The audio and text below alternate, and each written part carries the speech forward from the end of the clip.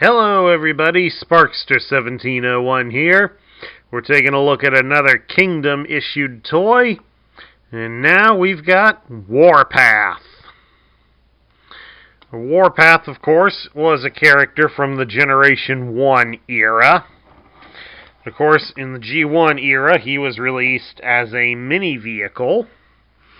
So as you can see, this one is almost twice the size of the original toy.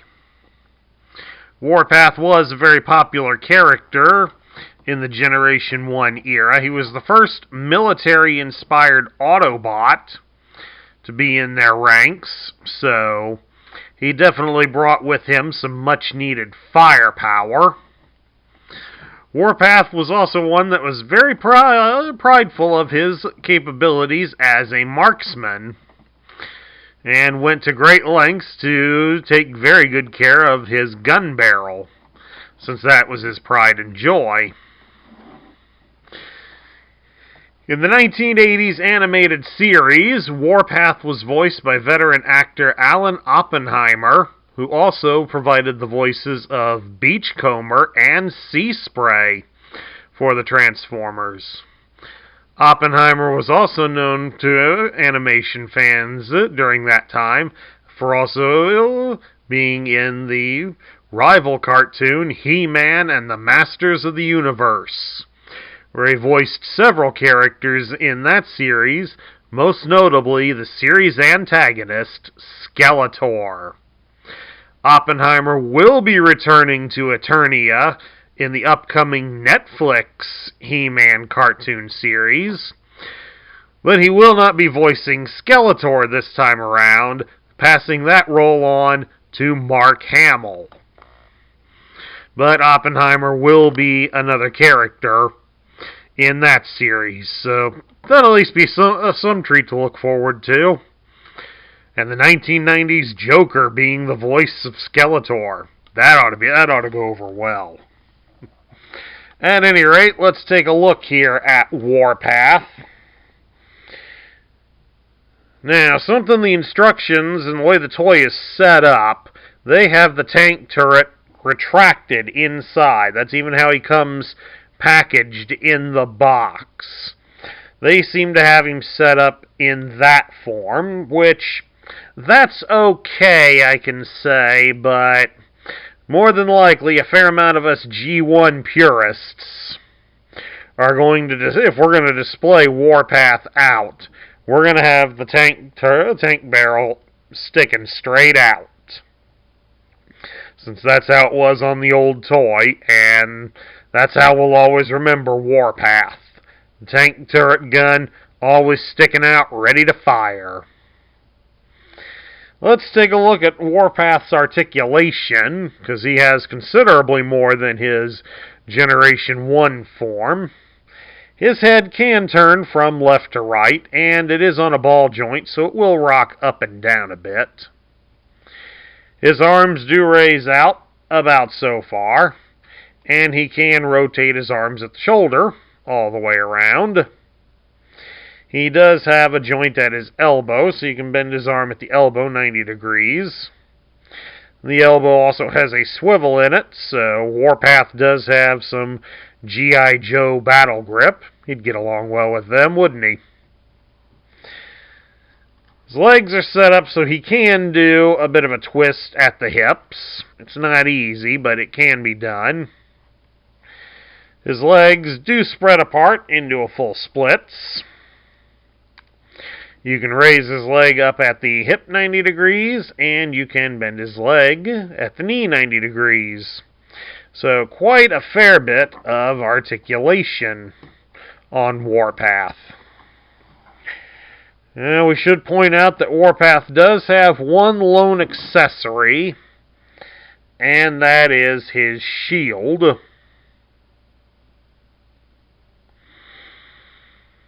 It's basically a part of the undercarriage to the tank. Now this piece, if you buy the toy brand new, this piece is not on the front of the cardboard. It will be behind the cardboard, underneath where the figure is standing. So Make sure you look for that before you throw that cardboard away. It's not often obvious that it's there. Excuse me a second, I think my mail's here. Okay, let's transform Warpath. To start that off, we'll need to straighten his arms out as we turn him around to the back side. And we pop his shoulder area free and fold it back downwards.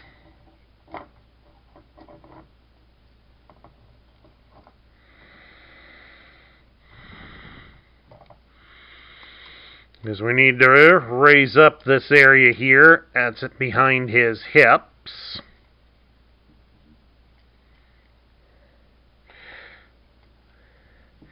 Get that folded up and fold out this little piece here at the back and then bring it all down to connect into the shoulder unit.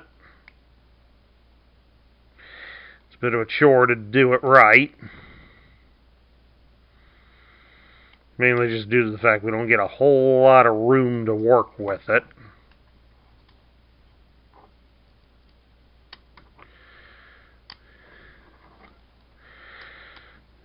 Especially with these big fingers of mine. There we go, that's good enough. And then down here at the base of his arms, where the tank treads are showing, he does have some extra tread that folds out.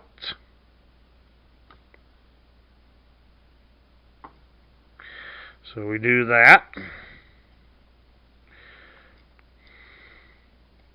There it goes. Helps we get it going in the right direction.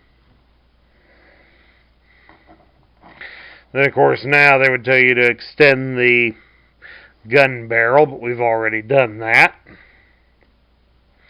Then we come back here behind his head, open this panel up so that we can rotate his head inward, and then close it right back up. We come down here to the bottom of his legs.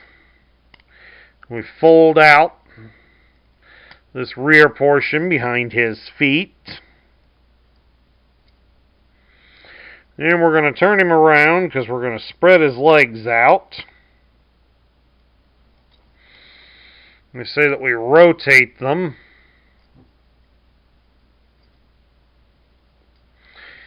And then open up these panels at his knees to further rotate the treads forward. Just exactly like that.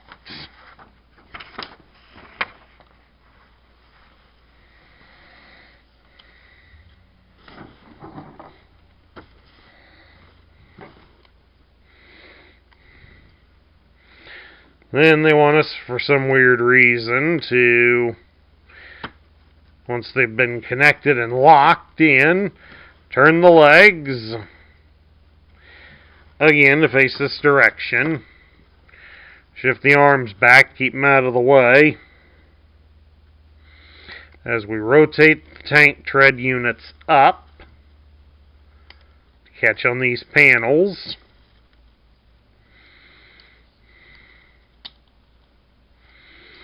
And then you fold the whole unit down like so.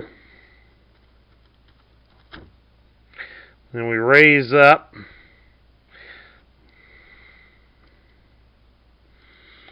these little panels. And at these panels, the whole thing here on the side of the leg. So, not that one. This one here. Like that. Because then we're going to rotate them upwards so that they can meet and connect.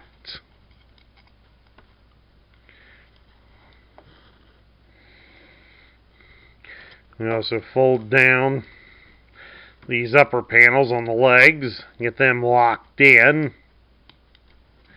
and then you can connect the entire base. Try that again. Try again.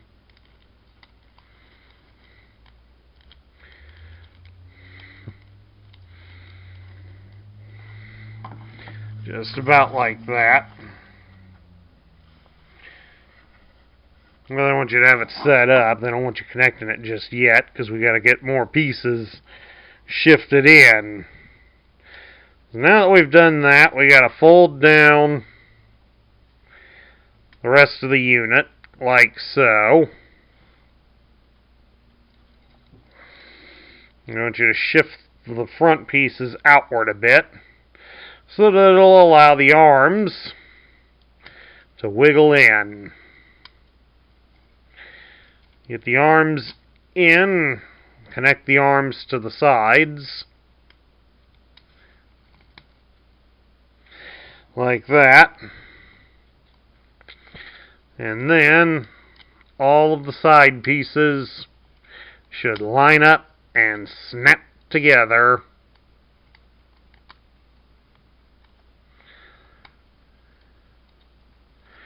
And all eventually leading to the front being connected.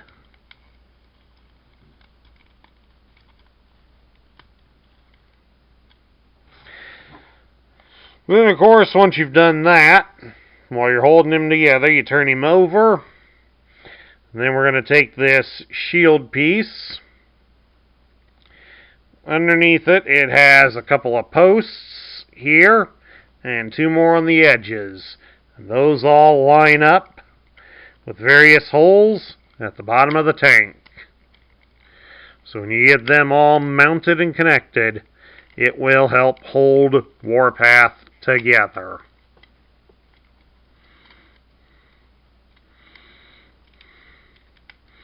Just exactly like that.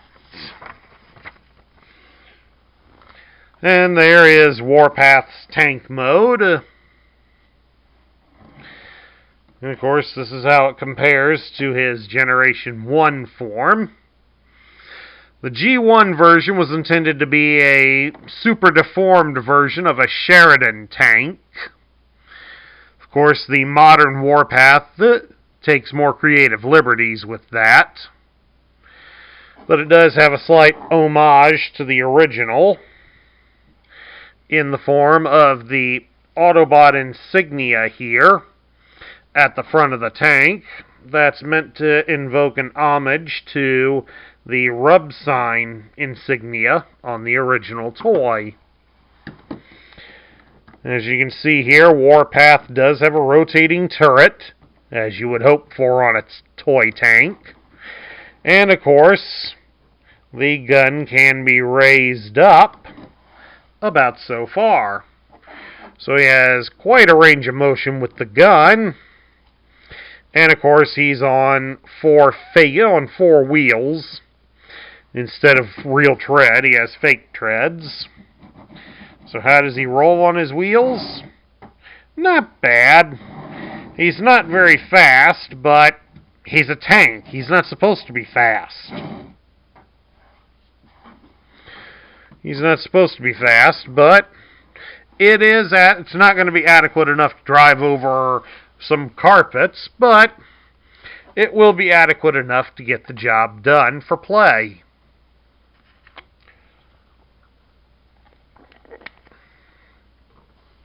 Now we get down to my thoughts. What do I think of Warpath? This is definitely a great figure, folks. I gotta admit it, hands down. It is a great homage to a Generation 1 figure. It's done up in pretty much the same colors as the original, although they're using a lighter gray on the tank treads itself instead of the darker gray the original one did. But that's a minor gripe. But any G1 fan can instantly look at this figure, and we know without any shadow of the doubt that it is indeed Warpath. We can clearly see it. It looks exactly like him, and a lot of care and detail was put into him to make him look like the G1 version, but in updated form. And I do like the effort that Hasbro and Takara put out for this toy. It is a great homage, and I hope that if they will continue to make them this good, that they will continue to make them.